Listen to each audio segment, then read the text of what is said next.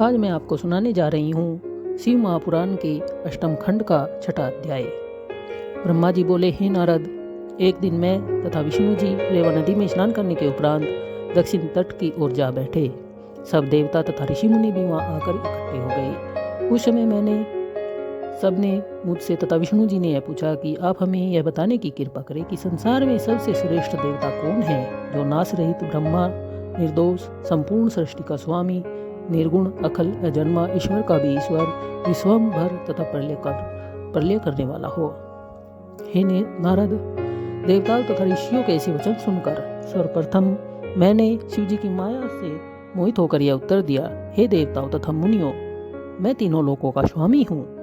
मेरे मुख से निकले हुए इन शब्दों को सुनकर विष्णु जी ने अत्यंत क्रोधित होकर कहा, हे ब्रह्मांड, अरे तुम तो हमारे नाभि कमल द्वारा उत्पन्न हुए हो, फिर भला परम्परा कैसे हो सकते हो? हम तुम्हारे स्वामी हैं और तुम हमारे अधीन हो।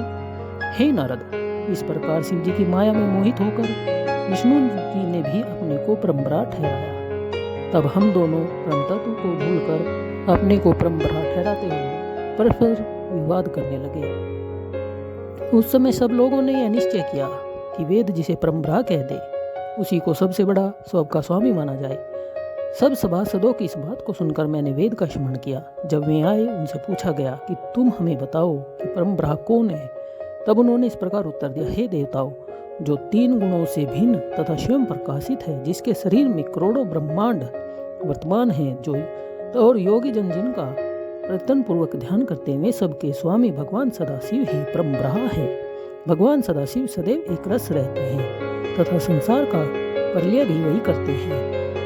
ब्रह्मा एवं विष्णु जी उन्हीं की आज्ञा का पालन करते हुए सृष्टि की रचना तथा भरण पोषण का कार्य करते हैं। हे नारद,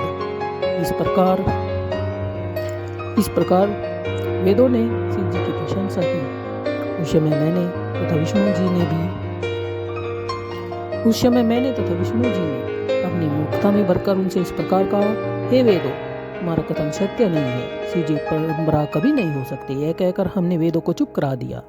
उस समय प्रणव ने हमारी दशा देखकर इस प्रकार कहा, हे ब्रह्मा तथा विष्णु, तुम दोनों संसार को उत्पन्न करने वाले तथा उसका पालन करने वाले हो, अस्तु तुम्हें ऐसी मूर्खता करना उचित नहीं है।